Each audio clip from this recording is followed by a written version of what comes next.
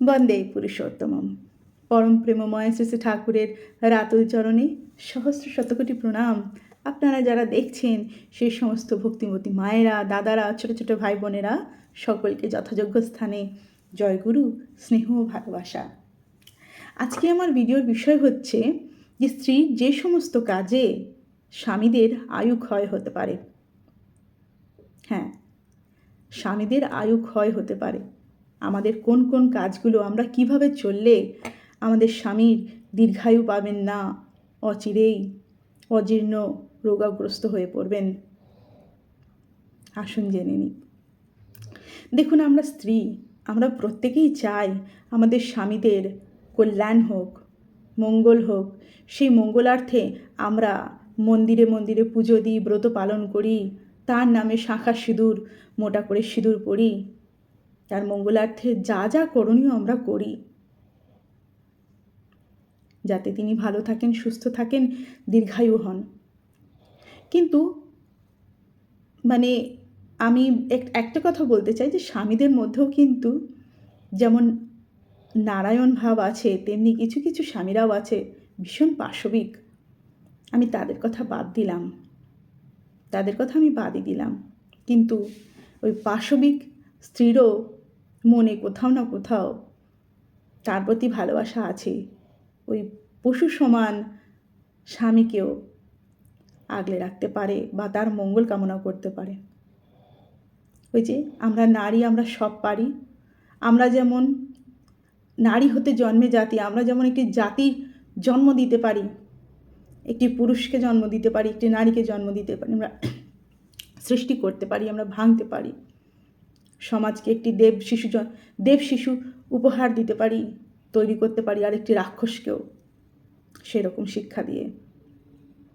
আজ আমাদের চারিপাশে যা ঘটনা ঘটছে, শুধুমাত্র যে সমস্ত যারা ঘটনাগুলো ঘটাচ্ছে তাদের দোষ দিয়ে লাভ নেই।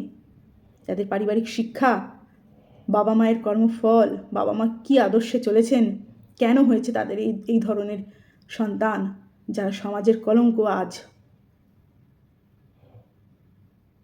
সেসব কথা থাক। তো আমরা যেমন ওই যে বললাম, আমরা নারী, আমরা ধ্বংসও করতে পারি, সৃষ্টিও করতে পারি।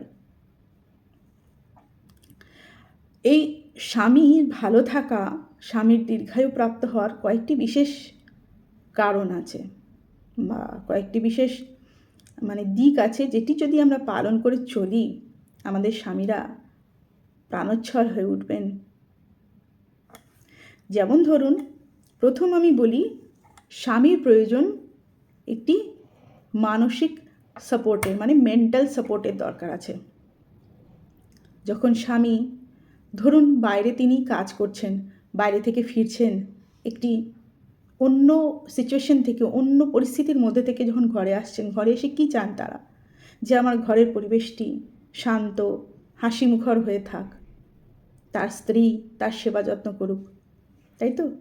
কিংবা তার অফিসে বা কর্মক্ষেত্রে বা ব্যবসায় কোনো সমস্যা হলে যখন স্ত্রীর সঙ্গে তিনি আলোচনা করবেন, স্ত্রীর উচিত সেই সমস্ত আলোচনায় অংশগ্রহণ করে যথাযোগ্যভাবে তার পরামর্শ দান করা। Mental support. আরেকটা, যে সমস্ত নারী ধরুন স্বামীর ইগোকে হার্ট করে বা স্বামীর অহংকে দমানোর চেষ্টা করে, যেমন ধরুন কোনো স্বামী যদি বলে ডান দিকে চলো, আপনি বললেন না আমি বাঁ দিকে যাব। স্বামী বললেন এইটি ভালো হবে, আপনি বললেন না, মোটেও না, এটি ভালো নয়। স্বামী যা বলছে কোনোটাই নয়। স্বামীকে সবসময় দমন করে রাখা, তার অহংকে, পুরুষের একটা অহংবোধ, সেটাকে দমন করে রাখা, সেইটি করবেন না। 3 নম্বর হচ্ছে স্বামীর বিরুদ্ধাচরণ। স্বামীকে সব কিছুতে বিরোধিতা বা বিরুদ্ধ করবেন না। স্বামী আপনার জন্য যেটা ভালো মনে করবে, সেটি যদি আপনাকে সিদ্ধান্ত হিসেবে জানায়, আপনি মেনে নিন। এবং যদি মনে হয় যে হ্যাঁ এই সিদ্ধান্তে আপনার ভালো হবে না, ঠিক আছে বোঝান। কখন বোঝাবেন? যখন স্বামী শান্ত থাকবে, তার পায়ের কাছে বসে, তার গায়ে মাথায় হাত বুলিয়ে, তার পা টিপতে টিপতে একটু সময় চেয়ে নিয়ে যে কথা বলা যাবে, এইভাবে বোঝান। স্বামীর বিরুদ্ধাচরণ করবেন না। আচ্ছা, আরেকটি কি, আমরা মেয়েরা, আমরা স্ত্রীয়েরা অনেকেই আছি যে আমরা নিজেদের অহংকারেই মত্ত থাকি। অনেক রকমের কথা আছে না, যে সবাই বলে না, বাবা ওই বউয়ের তো অহংকারে মাটিতে পা পড়ে না।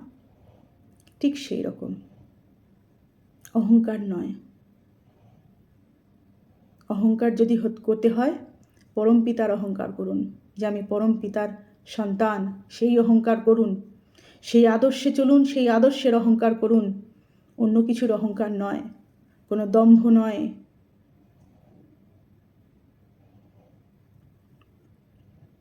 এইভাবে যদি প্রতিনিয়ত অহংকারে মত্ত হয়ে আমরা চলি, আমরা নারী, দেশ সমাজ কোথায় গিয়ে দাঁড়ায় বলুন তো?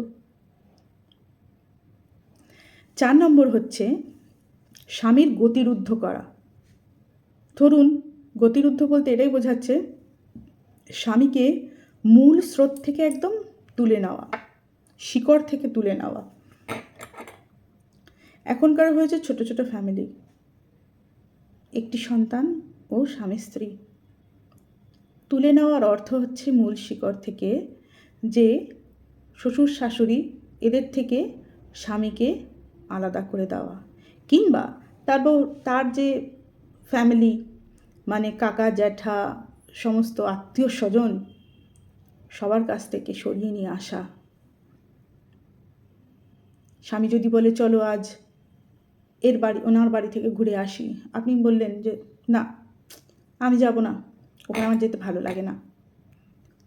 এতে কি স্বামীর গতিরুদ্ধ হয়, মনের মধ্যে স্বামীর একটা চলতে থাকে। দেখুন, স্বামীও তো একটা পরিবেশে বড় হয়ে এসছে, ছোটোবেলা থেকে আত্মীয় স্বজন পরিজন নিয়ে, মা বাবাকে নিয়ে বড় হয়ে এসেছে। হঠাৎ করে আপনি এসে যদি সমস্তটা বন্ধ করে দেন, তার গতি যদি রুদ্ধ করে দেন, তাহলে স্বামী তো গুমড়ে গুমড়ে মরবেই অন্তর থেকে। ঠিক এই কারণ কটার জন্য আমাদের স্বামীদের কিন্তু আয়ু ক্ষয় হবে, অল্পতেই জরাজীর্ণ হয়ে পড়বে, পারবে না প্রাণবন্ত হয়ে, প্রাণোচ্ছল হয়ে থাকতে। তাহলে আমাদের মানে বউদের কি করা উচিত? অ্যাডমিট, অ্যাডজাস্ট আর আত্মীকরণ। মানে আত্মীকরণ বলতে বোঝাচ্ছে অঙ্গীভূত করা। তো সর্বশেষে আমি এটাই বলবো যে আমরা মেয়েরা বা আমরা স্ত্রীয়েরা স্বামীকে এমনভাবে গড়ে তুলব, হ্যাঁ গড়ে তোলারই কথা বলবো। যখন আমরা স্ত্রী, তো আমরা সব কিছুই পারি। স্বামীকে পাওয়ার পর স্বামী যদি আদর্শপরায়ণ নাই হন, তাকে আদর্শপরায়ণ করতে হবে, ইষ্টে অনুরাগী করে তুলতে হবে, বাড়ি দিতে হবে সেই সমস্ত কর্তব্যের দিকে, যে সমস্ত কর্তব্যে মনে হয় যে তিনি গাফিলতি করছেন, তার মাতা পিতা আত্মীয় পরিজনের প্রতি এগিয়ে দিতে হয়। হতে পারে আপনাকে তারা পছন্দ করে না, আপনাকে তারা ভালোবাসে না, কিন্তু মূল স্রোত থেকে আপনি পারেন না তার স্বামীকে, মানে তাদের ছেলেকে, সেই বাড়ির ছেলেকে সরিয়ে দিতে। এই কয়েকটি বিশেষ কারণের জন্য স্বামী কিন্তু অল্পেতেই আয়ু ক্ষয় হয়, বেশি দিন বাঁচতে পারেন না। মনে আনন্দ না থাকলে, প্রফুল্ল চিত্ত না থাকলে কি করে হয় বলুন তো? কাজে আসুন, আর বেশি কথা না বলে আমি বলি যে তার পথে চলুন, তার কথা বলুন, তার আদর্শে স্বামীকে আদর্শ পরায়ণ করে তুলুন, ইষ্টে অনুরাগী করে তুলুন। দেখবেন স্বামীর দীর্ঘায়ু হবে, সুস্থ থাকবে, ভালো হবে। জয় গুরু, ভালো থাকবেন।